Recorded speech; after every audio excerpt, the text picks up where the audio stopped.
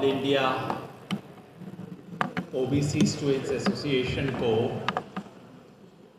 मैं कई बातों के लिए बधाई देना चाहता हूं। इस मंच पर बैठे हुए सभी मंचासीन आदरणीय साथियों, यहाँ हॉल में बैठे हुए मेरे कई दोस्तों, पुराने साथियों, आप सबकी ओर से बधाई मैं इस बात की देना चाहता हूँ कि आपने दिल्ली शहर को याद दिलाया कि 7 अगस्त भी कोई दिन है, क्योंकि अमूमन लोग भूल जाते हैं कि 7 अगस्त कोई दिन है। मंडल कमीशन के लागू होने की तारीख है और इस बहाने आपने इस देश में हुए एक बहुत बड़े बदलाव को याद दिलाया। इसके लिए बधाई। बधाई इसके लिए भी कि यहाँ सिर्फ दिल्ली से साथी नहीं हैं, उत्तर के साथ साथ दक्षिण के भी कई विद्यार्थी यहाँ आए हैं। ये बहुत खूबसूरत बात है कि आपने नॉर्थ और साउथ दोनों को इसके अंदर कंबाइन किया, जो बहुत कम हो पाता है। ख़ासतौर पे बहुजन सम्मेलनों में तो साधनों की वजह से, पैसे की वजह से, तमाम लिमिटेशंस की वजह से ऐसा हो नहीं पाता है। आपने किया और मंच पर भी अलग अलग राज्यों के साथी आए। I am very grateful, I am thankful, I am very honoured that we have friends from different parts of the country. इस गमछे के लिए भी बधाई, क्योंकि मेरे को हालांकि एग्जैक्ट पता नहीं है, लेकिन होगा कहीं नॉर्थ ईस्ट से, ऐसा मेरा अनुमान है।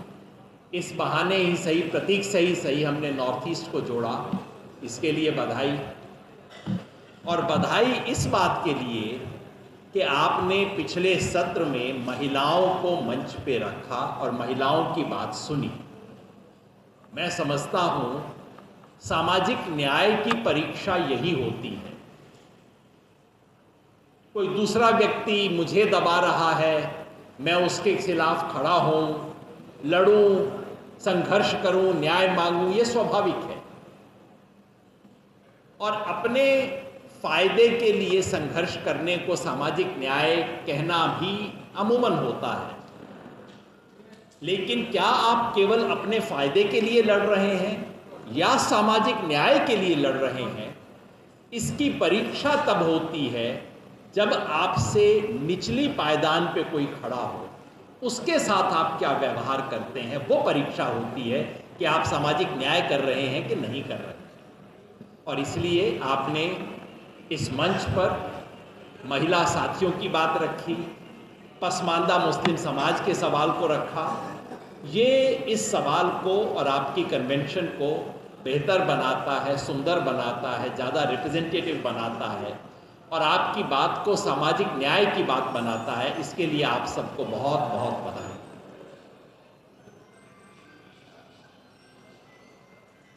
उम्मीद है मैं जो बात कह रहा हूँ सब साथियों को समझ आ रही होगी। Is there someone in the hall who does not understand Hindi at all? Are there some friends who may not understand any Hindi? So I assume that everyone does that. दोस्तों, आज से 34 बरस पहले मंडल कमीशन की report को लागू करने का नोटिफिकेशन आया। 34 बरस किसी भी नौकरी में पूरा एक पीढ़ी का बरस होता है। मतलब ये पीरियड है जिसके अंदर कोई व्यक्ति जो रिक्रूट होता है वो बाद में रिटायर भी हो जाता है। इसलिए 34 इयर्स के बाद इसका मूल्यांकन किया जा सकता है कि क्या इस देश में ओबीसी रिजर्वेशन ईमानदारी से लागू हुआ। आज से 10-15 साल पहले जब ये सवाल पूछते थे तो हमें बताया जाता था, और सही बताया जाता था, कि देखिए अभी तो पूरा टाइम लागू हुए हुआ नहीं है, अभी से हम कैसे इसको असेस करें। लेकिन आज जब मैं आंकड़े देखता हूँ, और एक एक आंकड़ा आपको बताऊंगा नहीं, सब समझदार लोग हैं, वो गूगल आंटी से आप चेक कर सकते हैं, 2 मिनट में आपको पता लग जाएगा। आप भारत सरकार की A, B, C कैटेगरी में देख लीजिए, आप यूनिवर्सिटी प्रोफेसर्स में देख लीजिए, सेंट्रल यूनिवर्सिटी या स्टेट यूनिवर्सिटीज़ में देख लीजिए, टीचर्स में नहीं आप स्टूडेंट्स में भी देख लीजिए, मगर खास तौर पे नौकरियों में मैं कहूँगा, क्योंकि नौकरियों का पूरा एक साइकिल पूरा हो चुका है। इस पूरे साइकिल को आप अब देख लीजिए, एक भी जगह नहीं है जहां की ओबीसी का कोटा पूरा हुआ हो। यानी कि जो लोग आज नौकरी में हैं, किसी भी पर्टिकुलर आप कैटेगरी में देख लीजिए, कहीं भी आपको एग्जिस्टिंग पोस्ट ऑक्यूपाई करने वालों में 27% ओबीसी नहीं मिलेगी, जिसका मतलब है कि जो SC/ST कोटा के साथ हुआ था वही या उससे भी ज्यादा खतरनाक खेल ओबीसी कोटा के साथ हुआ। कल परसों कोई बनारस हिंदू यूनिवर्सिटी के एक व्यक्ति से मेरी बात हो रही थी, वो कह रहे थे, मैं पक्का जानता नहीं, मैं खुद वेरीफाई नहीं कर पाया हूं, लेकिन वो कह रहे थे कि नहीं 2008 तक तो हमारे यहां कोई कोटा लागू ही नहीं हुआ था ओबीसी के लिए। मतलब इतने सालों तक ये खेल होते हैं। इसलिए जब हम ऐसे किसी मौके पे आते हैं तो हमारा उद्देश्य सिर्फ ये नहीं होना चाहिए कि हम बीपी मंडल जी को याद कर लें, वीपी सिंह जी को याद कर लें। ऐसा मौका है मूल्यांकन करने का कि जो हम चाहते थे, जो सोच के हम चले थे, जिस आकांक्षा, जिस आशा के साथ ओबीसी रिजर्वेशन लागू हुआ था, क्या वो पूरी हो पाई, और नहीं तो क्यों नहीं। इसका मूल्यांकन होना चाहिए, और इसका मूल्यांकन करने का एक बहुत बड़ा औजार है जाति जनगणना, जिसके बारे में मैं बात करना चाहता हूं। और आप सबको इस बात की भी बधाई कि आपने जातीय जनगणना पे आज की बात रखी, क्योंकि बहुत समय बाद जातीय जनगणना इस देश का मुद्दा बना है। अली अनवर भाई बिल्कुल सही बात कह रहे थे कि ऐसा नहीं है कि जाति जनगणना का सवाल पहली बार उठा हो, नहीं, आपने खुद पार्लियामेंट में उठाया 2008-9 में इस सवाल को, 2010 में फिर चर्चा हो गई थी, लेकिन जिस वक्त आपने उठाया कोई उसका सपोर्ट नहीं था। उससे पहले सन 1999 में जब 2001 की जनगणना की बात शुरू हुई, उस वक्त अटल बिहारी वाजपेयी जी की बीजेपी सरकार थी। उस वक्त सोशल जस्टिस मिनिस्ट्री ने सिफारिश की थी कि जातीय जनगणना हो। उस वक्त रजिस्ट्रार जनरल ऑफ सेंसस उन्हीं साहब थे, बहुत अच्छे ऑफिसर थे। उन्होंने लिख के कहा था कि जातीय जनगणना होनी चाहिए, लेकिन सरकार ने उन सब चीजों को नजरअंदाज कर दिया। 2008-9 में आपने सवाल उठाया, किसी ने कान नहीं दिया, लेकिन 2010 में लोकसभा में 2 दिन तक लगातार इस सवाल पे चर्चा हुई, मई 2010 में। और मजे की बात यह है कि उस चर्चा में सभी पार्टियों ने कहा कि होनी चाहिए, बीजेपी ने भी कहा, सब रिकॉर्ड पे है, कोई छुपी हुई बात नहीं है। Every single political party, major political party represented in the parliament accepted, endorse the idea of caste census. चिट्ठी लिख के दी उन्होंने प्रधानमंत्री को। आप बीजेपी वालों के स्टेटमेंट पढ़िए, उस समय गोपीनाथ मुंडे जी बोले थे, सुषमा स्वराज जी बोली थी, दोनों इस वक्त नहीं है इस दुनिया में, लेकिन बोले थे वो। आप देखिए क्या कहा था उन्होंने उस वक्त। आज बीजेपी के लोग कहते हैं जातिगत जनगणना देश को बांटने का तरीका है, तो मैं पूछता हूं भैया, 2010 में आप देश को बांटने के लेक्चर दे रहे थे क्या? 2010 में बीजेपी देश को बांटने की चिट्ठी दे रही थी क्या? यही नहीं, 2018 में जब राजनाथ सिंह जी गृह मंत्री थे इस देश के, तो उन्होंने पार्लियामेंट में आश्वासन दिया था कि 2021 की जब जनगणना होगी तब SC ST के अलावा OBC की जनगणना भी होगी। उन्होंने कास्ट सेंसस शब्द का इस्तेमाल नहीं किया था, लेकिन उन्होंने कहा था कि OBC की जनगणना होगी।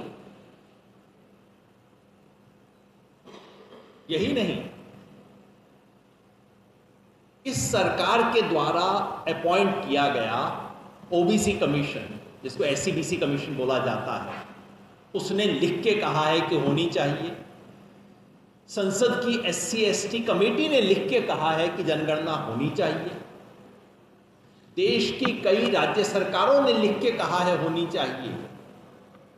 और यही नहीं, जब बिहार में जातीय जनगणना का सर्वे करवाया गया तो बिहार की बीजेपी ने कहा कि इसका श्रेय हमें जाता है। अब देखिए, मतलब पाखंड की हद देखिए इस देश में। बिहार में आप कहते हैं कि मैंने करवाया, मुझे श्रेय दो, और देश में आप कहते हैं इससे देश टूट जाएगा, ऐसा काम कभी मत करना, है देश तोड़ने वाले लोग। किस तरह की बातें इस देश में हो रही। इसलिए बहुत अच्छा है, बहुत जरूरी है कि आपने जातीय जनगणना के सवाल पे ये बात रखी है यहाँ। मैं केवल जातीय जनगणना के पक्ष में भाषण नहीं देना चाहता, क्योंकि कई नौजवान लोग यहाँ बैठे हैं। मैं चाहता हूं कि हम सब लोग जाएं तो कुछ समझदारी भी लेके जाएं। जब मैं ऐसे किसी हाल को देखता हूं तो मेरे मन में उम्मीद बनती है कि इस बातचीत, इस कन्वेंशन के बाद 100, 200, 500 लोग इस बात को आगे हजारों लाखों लोगों तक पहुंचाएं। इसलिए मैं चाहता हूं कि एक बार बताऊं, माफ कीजिएगा मास्टर रहा हूं, थोड़ी सी आदत खराब है उसकी, लेकिन सिर्फ भाषण में आपको जोश दे के ताली पिटवा के चला जाऊं वो मेरा काम नहीं। मैं चाहता हूं 2-4 चीज ऐसी बोल के जाऊं जिसे आगे आप जाके लोगों को बता सकें। So I want everyone to understand what is caste census and what it is not. आमतौर पे सब लोग मानते हैं कि कास्ट सेंसस का मतलब है हेड काउंट होगा, मतलब हमें पता लग जाएगा किस जाति की पॉपुलेशन कितनी है, ये होगा। लेकिन कास्ट सेंसस का सबसे बड़ा उपयोग ये नहीं है, ये बहुत छोटी बात है। इसका अनुमान ऑलरेडी है इस देश में किस जाति की क्या संख्या है। आप किसी भी राजनेता से पूछ लीजिए, वो आपको बता देगा किस कॉन्स्टिट्यूएंसी में किस जाति के कितने लोग रहते हैं। उसको आप जोड़ के देख लीजिए और आपको उस राज्य की स्थिति पता लग जाएगी। तो कास्ट सेंसस का पहला काम है कि वो हेड काउंट देगी। इस देश में SC और ST का हेड काउंट है ऑलरेडी। मैं चाहता हूं कि हम सब लोग ये जानें, क्योंकि पिछले 3-4 दिन से इस पे बहस हो रही है। There already is SC ST caste census in this country.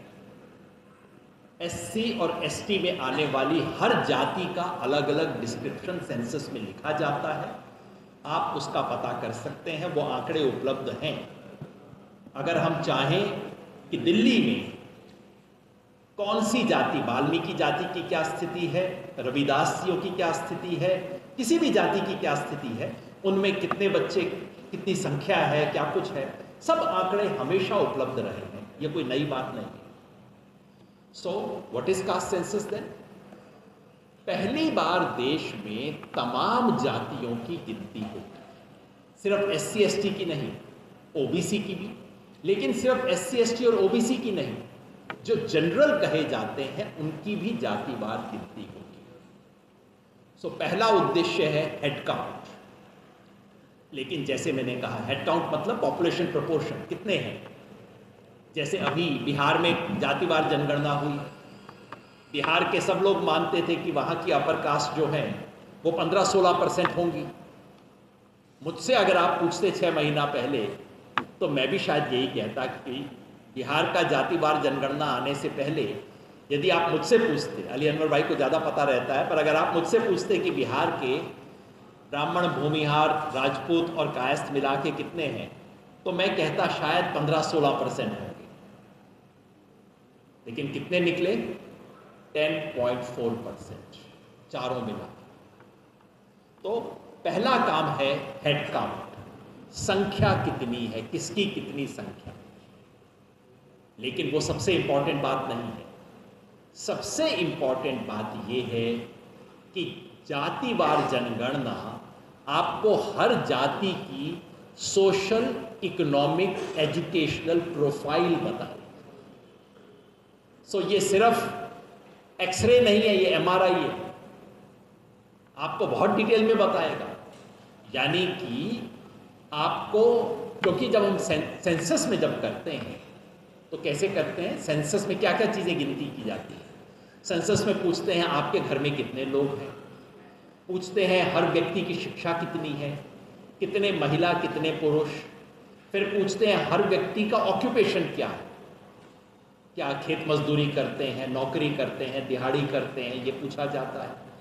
फिर पूछा जाता है कि घर कच्चा है कि पक्का है, घर में पीने का पानी नलके से आता है या बाहर से लाना पड़ता है, घर में बिजली है कि नहीं है, चूल्हा जलता है कि गैस से काम लिया। ये सब बातें सेंसस में रिकॉर्ड होती हैं। यही नहीं, घर में 4 व्हीलर है कि नहीं है, 2 व्हीलर है कि नहीं है, ये सारी बातें। और आजकल ये भी पूछते हैं कंप्यूटर है कि नहीं है। मतलब एक बार आपने सेंसस में जाति की जनगणना शुरू कर दी और ये सारी सूचना हमें SC ST के बारे में उपलब्ध है ऑलरेडी। SC ST की हर जाति के बारे में उपलब्ध है, हर राज्य के स्तर पे, हर जिले के स्तर पे, हर ब्लॉक के स्तर पे, हर गांव के स्तर पे ये सूचना उपलब्ध है।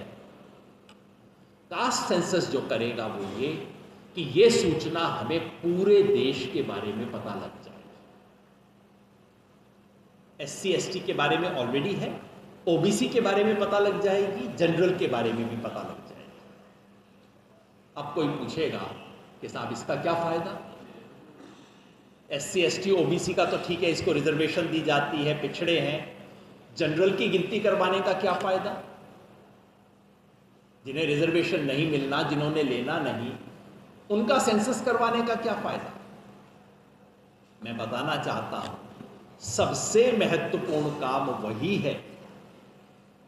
क्यों? क्योंकि समाज में पिछड़ों के पिछड़ेपन का तब तक आपको पता नहीं लगेगा जब तक विशेषाधिकार प्राप्त वर्ग के विशेषाधिकारों का ब्यौरा नहीं होगा। Unless you know the privilege of the privileged, you can never find out backwardness of the backward. और पूरी दुनिया में जो लोग ताकतवर होते हैं वो अपने प्रिविलेजेस के ऊपर पर्दा रखते हैं। जैसे इस देश में जो सबसे अमीर लोग होते हैं ना, जिसके घर में 2 AC लगे हुए होते हैं, जिसके पास एक कार होती है, बच्चों के पास मोटरसाइकिल होता है, उनसे पूछिए आप किस वर्ग से हैं, वो सब कहेंगे मिडिल क्लास से हैं साहब। कि मिडिल क्लास नामक जो विचित्र शब्द है, देश के टॉप 5-7% लोग अपने आप को मिडिल क्लास बताते हैं। क्योंकि दुनिया का कभी भी रूलिंग क्लास अपने विशेषाधिकारों पे पर्दा डाल के रखता है और उस पर्दे को उठा देना सबसे क्रांतिकारी कदम होता है जब आप उसका पर्दा उठा देते हैं। वो गाना है ना, पर्दा जो उठ गया तो भेद खुल जाएगा। This is what caste census is. पर्दा उठा के ये सच्चाई, सिर्फ ये नहीं कि दलित की हालत कितनी खराब है, ST की हालत कैसी है, OBC का पिछड़ापन कितना है, ये पर्याप्त नहीं है जब तक आप ये नहीं बताते कि अगड़ों के विशेषाधिकार कितने हैं इस देश में। मैं एक छोटी सी मिसाल आपको देता हूं। बिहार में अभी जातीय सर्वेक्षण हुआ है और अखबारों में खबर ये छपी कि अगड़ों की पॉपुलेशन इतनी है, फला की पॉपुलेशन इतनी है, और बस अखबार ने अपना काम पूरा कर दिया। उसके बाद आंकड़े आए कि उनकी एजुकेशन कितनी है, और मेरा इंटरेस्ट उसमें था तो मैंने वो पता किया। बिहार में एक जाति है मुसहर, उनके 10,000 लोग अगर हों, मैं परसेंटेज इसलिए नहीं बोल रहा हूं कि डेसिमल 00 पढ़ते हुए दिमाग खराब हो जाएगा, तो इसलिए सिंपल बता दूं या दूसरे एंड से शुरू कर देते हैं। बिहार के जातीय सर्वेक्षण ने बताया प्रत्येक जाति के यदि 10,000 लोग हैं, उनमें से कितने लोग हैं जिनको उच्च शिक्षा प्राप्त है। उच्च शिक्षा का मतलब जिसको पोस्ट ग्रेजुएट डिग्री है या प्रोफेशनल डिग्री, इसके बगैर तो नौकरी मिलती नहीं आजकल। पीजी या प्रोफेशनल डिग्री है, कितने लोग हैं? तो नंबर 1 पे कौन है? वो नहीं है जो आप सोच रहे हैं। नंबर 1 पे कायस्थ है बिहार, और उनमें कितना है? 10,000 में से 1,080, यानी 10.8%। ब्राह्मण और राजपूत कोई लगभग 500-600 के करीब, यानी कि 5%, 6% के करीब।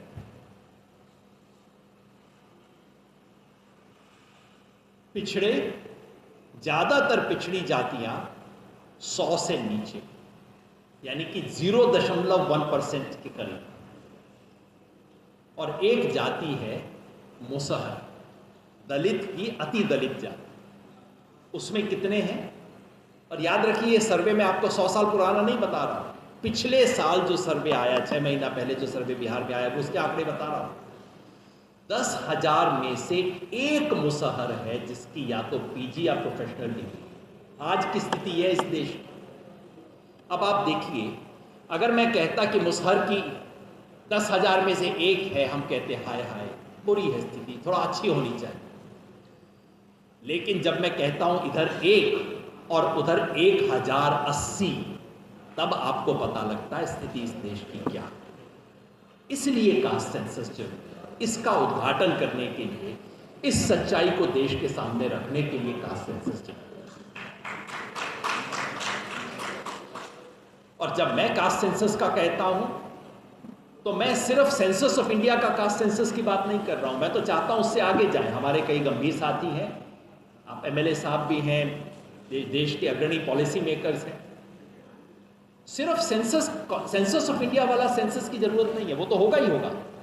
इसके अलावा ये भी सेंसस कीजिए कि इस देश के उच्च शिक्षण संस्थाओं में किस जाति के कितने लोग पढ़ रहे हैं। पिछले 5-7 साल से आना शुरू हुआ है। इसका भी सेंसस कीजिए कि इस देश की कितनी जमीन किसके पास है। इसका भी सेंसस कीजिए कि इस देश की बड़ी बड़ी कंपनियों के मालिक कौन है। इसका भी सेंसस कीजिए कि इस देश के जज कौन है, इस देश के पत्रकार कौन है, इस देश के इंटेलेक्चुअल कौन है। सच्चाई सामने आ जाएगी। पहली बात सुन के बुरी लगेगी, थोड़ा कड़वाहट आएगी, मगर कोई बात नहीं, सच का सामना करने में कड़वाहट आती है कई। एक बार टेलीविजन स्टूडियो में मैं था, आज से 20 साल पहले की बात है। आरक्षण पे बहस चल रही थी, घमासान, अरे साहब आरक्षण से मेरिट खत्म हो जाएगी, और किसी ने फड़कता हुआ सा डायलॉग बोल दिया, मेरिट की हत्या, और स्टूडियो में तालियां बजने लग गई, क्योंकि काफ़ी लोग आए थे सुनने के लिए। सो मैंने कहा जी बाकी चर्चा बाद में करेंगे, इनका जवाब मैं बाद में दूंगा, पर ये जो 100 लोग स्टूडियो में बैठे हैं ना, पहले इनका सेंसस करवा लीजिए, ये कौन बैठे हैं। उन्होंने कहा नहीं ऐसे थोड़ी होता है। मैंने कहा नहीं जी ऐसे ही होता है, मैं पहले तो ये पता करूंगा, बाद में कुछ और बात हो। और मैंने हाथ उठवा दिए। मैंने कहा आप में से जो भी SC ST OBC हैं, कृपया अपना हाथ उठा दीजिए। पता लगा उन 100 में से 10 भी नहीं थे SC ST OBC। मैंने कहा आप तो पता लग गया ना तालियां कहां से आ रही हैं, सच्चाई आपको पता लगी। तो इस देश की इस सच्चाई का उद्घाटन होना चाहिए। इसके लिए OBC जनगणना, इसके लिए कास्ट सेंसस की आवश्यकता है। कई बातें कही जाएंगी, ये कहा जाएगा अरे बाबा रे 1930 के बाद कभी नहीं हुआ, कैसे हो जाएगा। मैं कहता हूं केवल और केवल आज का जो सेंसस होता है, सेंसस की क्वेश्चनेयर जो होती है, जो किसी मास्टर जी को, टीचर को दी जाती है, घर में जाओ भर के ले आओ, उसमें सिर्फ एक कॉलम और ऐड करना है, कुछ भी एडिशनल काम नहीं है इसके लिए, 0 एक्स्ट्रा खर्चा है इसके। जातियों की लिस्ट कहां से मिलेगी? मैं कहता हूं वो लिस्ट आपको 1931 में मिल जाएगी, और अगर 1931 से आपका काम न चले तो एंथ्रोपोलॉजिकल सर्वे ऑफ इंडिया ने 90 वॉल्यूम की एक किताब बनाई है, पीपल ऑफ इंडिया, जिसमें इस देश की हर जाति के बारे में 10-10 पेज का खुलासा है। आप भारत सरकार का एंथ्रोपोलॉजिकल सर्वे ऑफ इंडिया पढ़ के देख लीजिए, आपको मिल जाएगी लिस्ट वहां। कहते हैं पैसा बहुत बड़ा कठिन काम है, मैं कहता हूं भैया जो काम बिहार में हो सकता है वो इस देश में हर जगह हो सकता है, कोई कठिन नहीं। बिहार ने करवा के देख लिया ना। कहते हैं इससे देश में विद्वेष बढ़ जाएगा। मैं कहता हूं इस देश में इतने सालों से भाषा का सेंसस हो रहा है, धर्म का सेंसस हो रहा है। सेंसस ऑफ इंडिया में धर्म रिकॉर्ड किया जाता है, रिलीजन। किसी ने आज तक नहीं कहा कि रिलीजन रिकॉर्ड करने के कारण दंगे हो रहे हैं इस देश में। तो अगर उससे दंगे नहीं होते तो कास्ट से कैसे हो जाएगा? और ये कहा जाता है इससे टेंशन बढ़ेगा, विद्वेष बढ़ेगा। मैं इतना कहता हूं, हो सकता है अगर आप इसको मुद्दा बनाएंगे तो हो सकता है बढ़ जाए, लेकिन अगर आप चुपचाप इसको जल्दी से करवा देंगे तो कोई नहीं बढ़ेगा।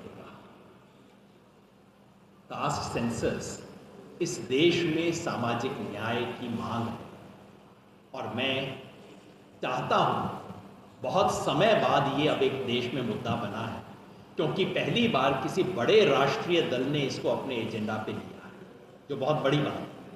एक बड़े राष्ट्रीय दल ने इसको मुद्दा बनाया है और मुझे नहीं लगता कि अब इस देश में किसी पार्टी के पास कोई विकल्प बचेगा। सबको देर सवेर इस पे आना पड़ेगा।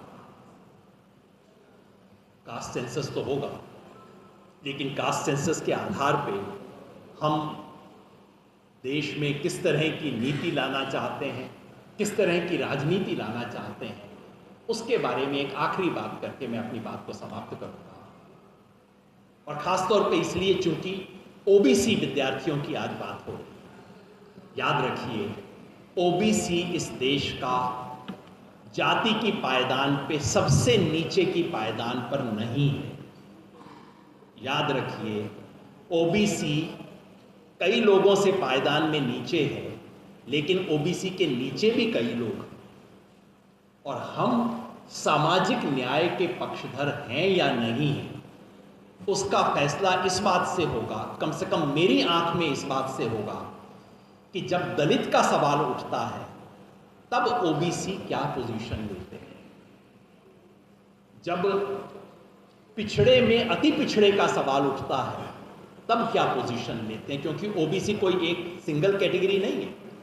ओबीसी में जमीन वाले लोग भी हैं और ओबीसी में ऐसी जातियां भी हैं जिनकी स्थिति दलितों से भी खराब है। तो क्या जब ओबीसी में महिला का सवाल आता है तब हम उसके साथ खड़े होने को तैयार हैं? ओबीसी में अति पिछड़ी ओबीसी का सवाल आता है तो क्या हम उसको दबाते हैं कि उस सवाल के साथ खड़े हैं? और जब दलित आदिवासी का सवाल आता है तो क्या हम उनके साथ हाथ जोड़ के उनके संघर्ष में, उनके अन्याय में, उनके साथ अगर कोई गलत चीज़ हो रही है तो उनके साथ खड़े होते हैं या अपना हाथ झटक के खड़े हो जाते हैं? इससे पता लगेगा कि हम सामाजिक न्याय में विश्वास करते हैं या नहीं। आज 7 अगस्त का दिन है। ये दिन मंडल कमीशन को याद करने का दिन है और मंडल कमीशन के बहाने सामाजिक न्याय की जो विरासत है इस देश में उसे याद करने का दिन है। मुझे विश्वास है कि आप सब लोग सामाजिक न्याय की इस विरासत पे कायम रहेंगे, इसे आगे बढ़ाएंगे। बहुत बहुत शुक्रिया। अगर आपको लगता है कि हमारा काम बहुजन समाज के लिए महत्वपूर्ण है तो आप हमें आर्थिक सहयोग के लिए सीन दिखाए गए QR कोड स्कैन और फोन पे और गूगल पे और UPI और बैंक अकाउंट में कर सकते हैं। फोन पे, गूगल पे 9250529129, UPI 9250529129@YBL। Bank account state bank of India AC 104299462008, IFSC code SBIN 00066563। आपका छोटा से छोटा सहयोग समाज और हमें और मजबूत करेगा, जिससे हमें बहुजन पत्रकारिता में और निष्पक्ष बनाने में मजबूत करेगा। जय भीम, जय भारत।